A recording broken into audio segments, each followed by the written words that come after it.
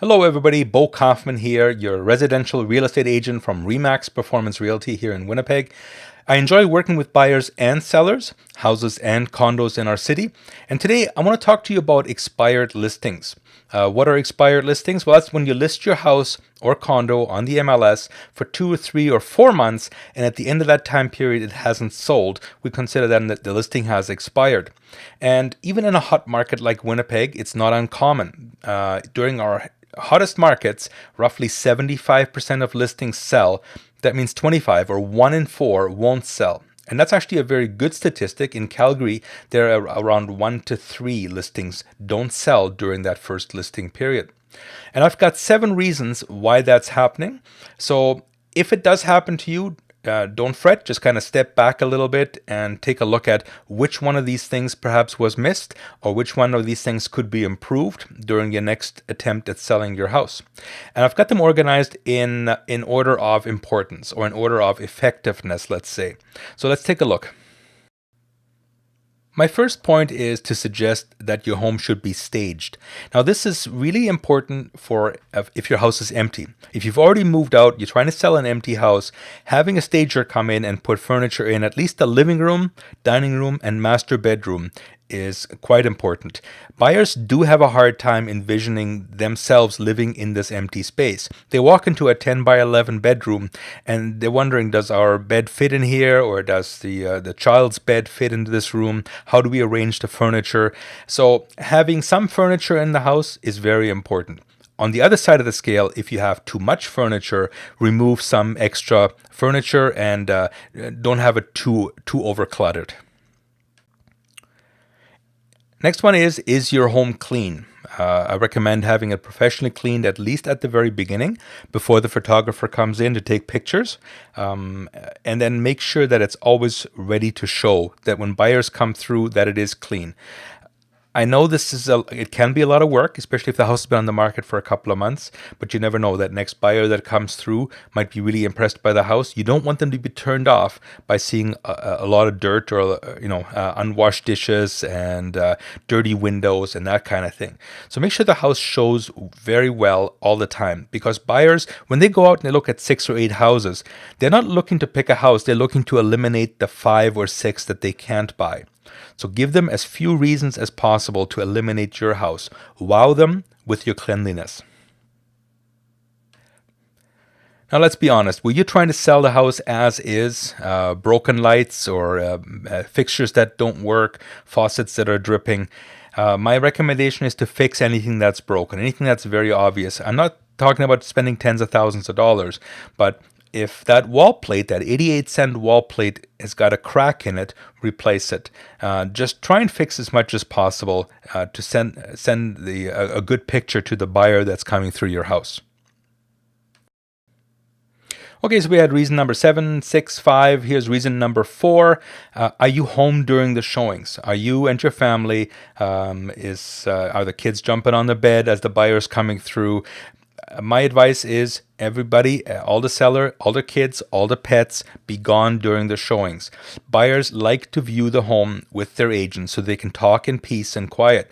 This is where private sellers are really selling themselves short. Buyers don't want to be sold to. They want to buy. They want to have an opportunity to examine the house, talk it over without coercion or without being intimidated or without having the seller around. So again, when buyers come through your house, make yourself scarce. Go in the backyard, take the pets for a walk, do whatever you got to do to be out of the house. Now, reasons 7, 6, 5, and 4 have been up to the seller to fix. Fixing the house, making sure it's clean, making sure you're out. All those are things that the seller can do. The next 2 are entirely up to the agent, and that is listing pictures and description. If you want to have some fun, just go on Google and Google the phrase bad photos on the MLS, and you're going to be amazed. I've seen pictures where the agent didn't even get out of his car. He took the picture from inside the car, and you can see the side mirror of his car in the shot. or he captures himself standing in the room and it's reflected in a mirror, or the homeowner's around the corner standing in his underwear as the agent's taking the picture.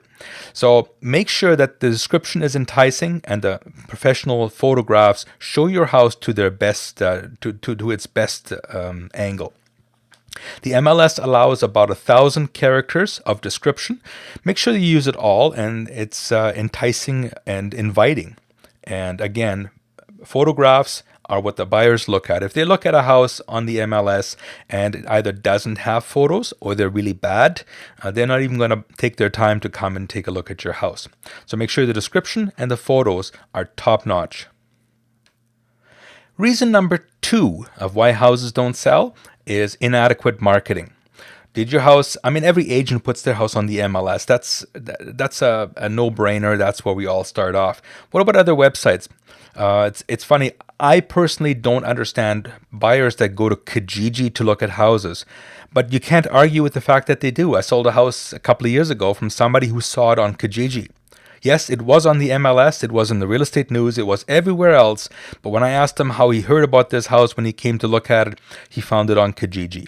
So what I'm saying is, I'm not here to plug Kijiji, but there are other options other than the MLS. Make sure your agent explores as many of them as possible. There are other websites. Does the agent have a good and effective website himself? Are they using printed advertising? When they do open houses, do they do more than just hanging out some flags and balloons to attract the neighbors? Do they advertise the open house in printed ads and on the MLS and on Facebook and social media and things like that? So inadequate marketing is a big reason because if you're not catching all the buyers that are looking, you're missing out on a big portion of people that don't even know that your house is for sale. Okay, so there we've had 6 reasons of why houses don't sell, and now we're going to come to the big number 1 reason. I think you already know where I'm going to be going with this. Really, if you were to condense this whole demonstration down to only one reason, this would be the reason. The 6 that I've mentioned so far will help sell your house faster and for more money. So for example, if you've got a house that's $320,000, it's empty, but you suddenly stage it, you might get $310,000. If you don't stage it, you might have to wait a little while longer and only get $305,000. Same with cleanliness. You might be turning away a lot of buyers, but eventually you'll find somebody that's willing to pay. But really it comes down to the number 1 reason, and we all know what that is. That's right, price. Come on, you knew it. You can sell an igloo to an Eskimo if the price is right. So take a look at what's been happening so far. Are you realistic about the price, or did you overvalue your house? With 100% certainty, if all the other things were done correctly, all those other 6 points had been addressed properly during your time, then the only thing left is price. Or spend more time and just be more patient. But if your house showed well and you had buyers coming through it, but no one's made you an offer, it comes down to price each and every time. Well, I hope you've enjoyed this presentation. And if you are in a position where your listing has expired and you want a second opinion, give me a call anytime. It's Bo Kaufman, Remax Performance Realty. You can call me direct on my cell, 204-333-2202. Or my email is bonoshomes@gmail.com. You can also leave comments in the section below. If I don't get to them, I'm here right now, obviously, but if I don't get to them, if you ask them in a couple of days, whatever, I keep coming back to all these presentations and make sure that I get to your questions.